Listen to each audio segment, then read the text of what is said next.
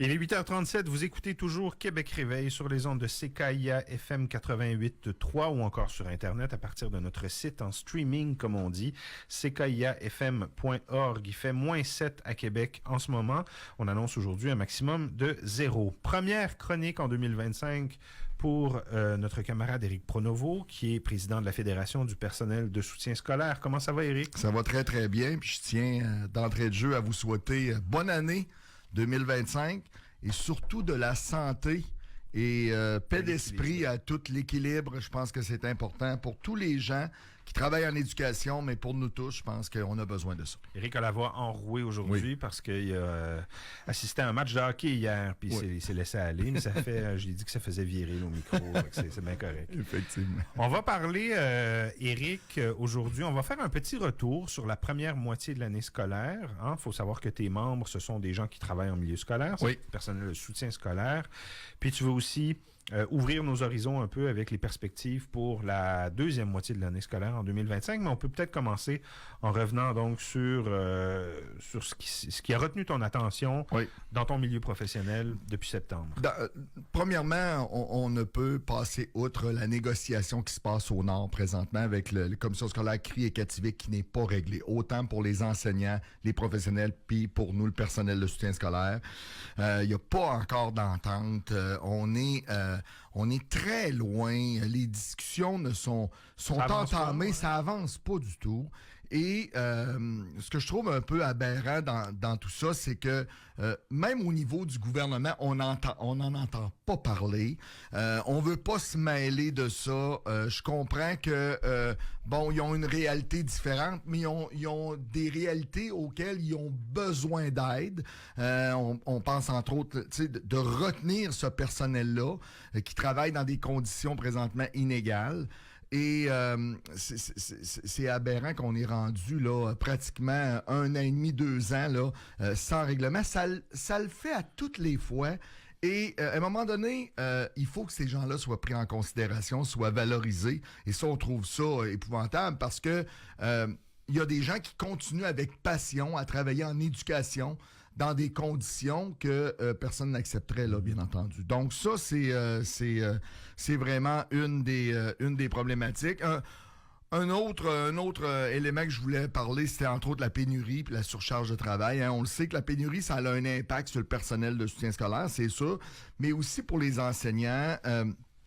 Parce que souvent, le personnel de soutien, on doit assumer des tâches qui s'ajoutent au fur et à mesure. Parce que quand il manque un enseignant, quand il manque un professionnel, pas parce qu'on est qualifié pour le faire, mais on nous demande de, excuse-moi l'expression, mais de boucher le trou pour nous assurer qu'on soit capable de donner un service. Tu sais, puis malheureusement, mais le personnel de soutien, puis je dirais le personnel de l'éducation ne reçoit pas toujours la reconnaissance. Et ça, c'est encore une problématique. Mais ça fait des années que c'est comme ça. Je ne comprends pas qu'on n'a pas un gouvernement qui, quelques mesures ici et là, fait beaucoup d'enflure, mais au bout de la ligne, l'impact que ça a au quotidien. Donc, nous autres, on trouve que c'est une des problématiques dans notre première moitié d'année. On a tous les effets des compressions budgétaires. Hein? On le sait, ça crée de l'inquiétude dans les rangs parce que, je te donne un exemple bien concret. On a un service de garde et on doit acheter du matériel.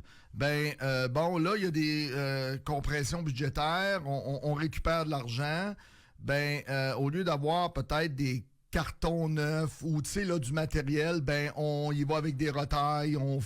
Oui, je suis parfait pour le recyclage, mais en même temps, pour offrir un service pour que les enfants puissent avoir des outils intéressants, pour travailler et que les gens qui travaillent dans le milieu soient aussi équipés de... Bon, donc ça crée vraiment... on a toujours le spectre, parce qu'on le sait, ils nous ont annoncé encore des réductions, de qu'est-ce que je peux faire, qu'est-ce que je peux plus faire. Ça a un effet sur les activités que tu vas offrir tant aux enfants, mais aussi pour aux adultes, aussi pour l'environnement école, ça a un impact. Trop souvent, le monde ne voit pas ça. mais parfois, ce sont de petites situations qui créent ça. Là, on est en situation de déficit, nous a appris le gouvernement cette année. Ça risque pas de s'améliorer dans les années qui viennent. J'imagine que ça inquiète vos membres beaucoup. Oui, effectivement. C'est de l'austérité qui ne dit pas son nom, en fait. Exactement. Ce terme, c'est un peu comme Voldemort dans Harry Potter. Faut pas le nommer, mais on faut pas le nommer, on sait qu'il est là. Parce que politiquement, on se souviendra de l'austérité avec les libéraux. Ça avait fait énormément mal. C'est un mot qu'ils ont porté et que malheureusement a mis fin à leur, leur règne. Là, mais on ne veut pas l'utiliser, bien entendu. Puis, tu sais, il y a toute la rénovation des écoles. Hein, je tiens à t'en parler. Tu sais, il y avait beaucoup de projets. Puis là, cette semaine, il y avait, comme sur un centre de service scolaire de la capitale, qui disait que les écoles débordaient puis qu'il y avait des projets qui n'avançaient pas. On fait quoi? On empile les enfants, ça surcharge les endroits, les écoles. On met sur la glace les projets. C'est quoi la priorité là, au bout de la ligne? Le sain et sécuritaire, une école avec de beaux espaces. Je pense qu'au Québec, là, le parc immobilier là, serait à revoir, bien entendu. On a parlé beaucoup de violence, toi et moi, dans la première moitié de l'année. Oui. Violence contre ton personnel, contre le personnel de soutien scolaire. Effectivement, personnel de soutien scolaire puis l'ensemble du personnel. Tu sais, on te donne quelques chiffres. 96% des agressions viennent souvent des élèves, des étudiants. 80% de la violence physique, violence psychologique, tu sais, là, aussi. Puis, tu sais, c'est souvent les gens aux premières lignes. Mais ce qui nous a surpris énormément, c'est que des gens qui ne sont pas toujours aux premières lignes, je pense à un technicien en informatique qui vient réparer un lab, un ouvrier certifié qui travaille dans l'école, un concierge, secrétaire, de la violence verbale. Bon, tu sais, cette violence-là a augmenté et c'est pour ça que nous, ce qu'on dit, c'est que on demande au gouvernement, la FP2S, avec les partenaires.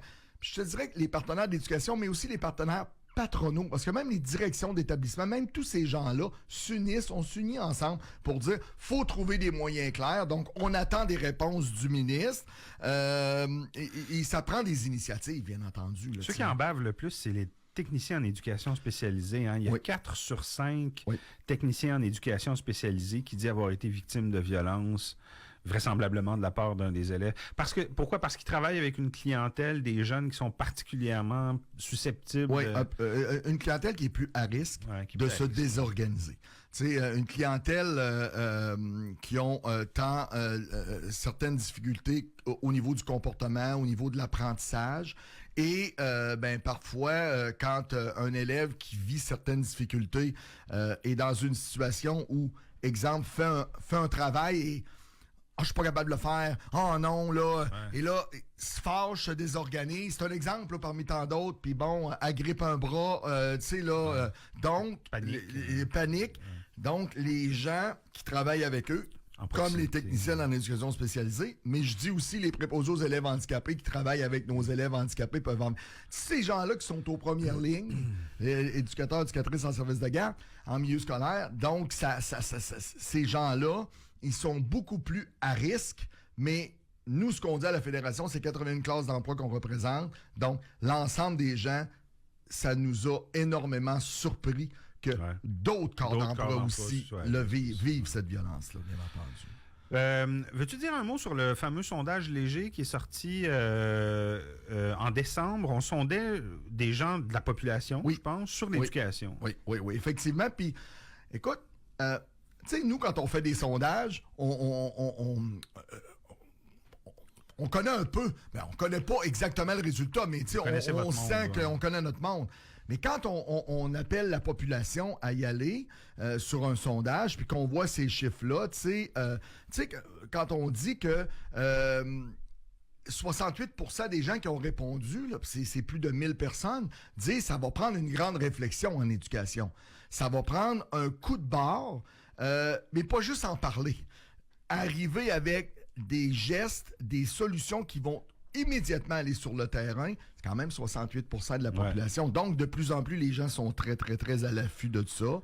Et tu sais, quand on dit 63% estiment que les services ne sont pas appropriés ou suffisants, combien de fois qu'on l'a répété? Tu sais, que des élèves qui ont besoin, exemple, d'un TES, qui ont besoin de peu importe, on évalue 10 heures par semaine. Mais peut-être qu'il en a besoin de 15 puis 20. Au profit de quoi? Pourquoi je fais ça? Pourquoi j'en enlève? Pour en donner plus à un autre? Donc, ça devient un peu une espèce de roue où, malheureusement, puis je l'ai déjà dit avec toi, l'éducation ne peut pas se régler par l'argent, par les moyens budgétaires, mais doit se régler par les besoins humains des enfants, des étudiants sur le terrain. Ouais. Donc, c'est comme ça qu'il faut que ça se passe. T'sais. Qu'est-ce qui nous attend, Éric, en 2025 dans le domaine de l'éducation? Ben là, on va surveiller énormément ce qui s'en vient, là, le fameux gel de recrutement. Hein, on le sait, hein, il nous l'a annoncé. On devrait commencer à voir l'impact de ces gels de recrutement-là parce que on ne peut plus aller chercher des gens de l'externe, mais ce qu'on permet, c'est que, exemple, toi, Philippe, là, tu veux appliquer sur un poste à l'interne, tu vas pouvoir t'en venir sur le poste que moi, j'ai quitté, mais c'est qui va faire ton travail? Qui va te remplacer? Ouais. Donc, c'est pas quelqu'un de l'externe. Donc, ça va être encore une fois une roue qui va tourner, ça va s'empiler, surcharge de travail, donc ça va... Dans un contexte de pénurie de main-d'œuvre. Dans un contexte de pénurie de main-d'œuvre, c'est un peu... Il y a tout aussi, par rapport à l'augmentation des tâches administratives, parce que de plus en plus, il y en a pour répondre aux nouvelles directives ministérielles, parce qu'il y a de plus en plus de ces règles-là qu'on nous attribue, qu'on nous met sur la table. Puis je vous dirais, même nos collègues direction d'établissement ne se retrouvent plus dans tout ça. Qu'est-ce que je peux faire, qu'est-ce que je peux pas faire? Ça devient bien entendu... problématique. Il y a toute la réforme de la loi sur la négociation, la fameuse loi 37, hein, parce que Madame Lebel a des grands projets. Pas encore une fois, elle veut se donner une emprise sur la négociation. Mais nous, ce qu'on a toujours dit dans le système actuel, c'est qu'on est à part égale. Tu comprends? Tu sais, je veux dire, on a une force qui est assez équilibrée. Quand vient le temps de renégocier vos conventions collectives. Je te donne un exemple, Philippe, très simple. Là. Quand on arrive le temps de négocier, nous, on doit faire un dépôt, OK, de nos demandes, et le gouvernement a 60 jours pour nous répondre. Moi, je dis à Mme Lebel, là, quand je vais vous amener mon dépôt là, pour les membres que je représente, mais j'aimerais ça que vous me donniez le vôtre aussi. OK? Qu'on parte en même temps. Ouais. OK? Qu'on parte égal, qu'on s'enneige toutes les deux, chacun dans nos terres, et que par la suite, on arrive avec nos solutions. Ouais. Pas que vous ayez 60 jours pour y penser, réfléchir et nous amener parfois des demandes patronales qui n'ont pas d'allure avec ce qui se passe sur le terrain. Ouais. Donc, je pense qu'il y a tout ça. Et, tu sais, il y a je te dirais qu'il y a le budget qui s'en vient là, en mars. Ouais. On va voir parce que M. Girard, faut qu'il trouve de l'argent. Puis M. Girard, répète encore que le 11 milliards de déficit, c'est à cause des syndicats. Non, c'est pas à cause des syndicats, c'est à cause justement du recul qu'on a eu au fil du temps. Puis on n'a pas tout réglé non plus. Donc, je pense qu'il y a un bout par rapport à ça. Je termine avec une petite conclusion. OK, c'est une citation de Winston Churchill, puis tout ce qu'on vient de jaser ce matin, tu sais, M. Churchill disait, là où se trouve une volonté, il existe un chemin. Bien, on espère, puis on se souhaite en 2025 que ce gouvernement-là va trouver une volonté pour qu'on soit capable d'être sur le même chemin en éducation, qu'on soit capable d'avoir une éducation de grande qualité. On aura, toi et moi, l'occasion de discuter de chacun de ces dossiers-là à mesure que l'actualité nous y mènera aux 2 semaines d'ici l'été. Merci beaucoup, Éric, d'être passé ce matin. Merci, au plaisir. Bonne année 2025. Oui, merci beaucoup.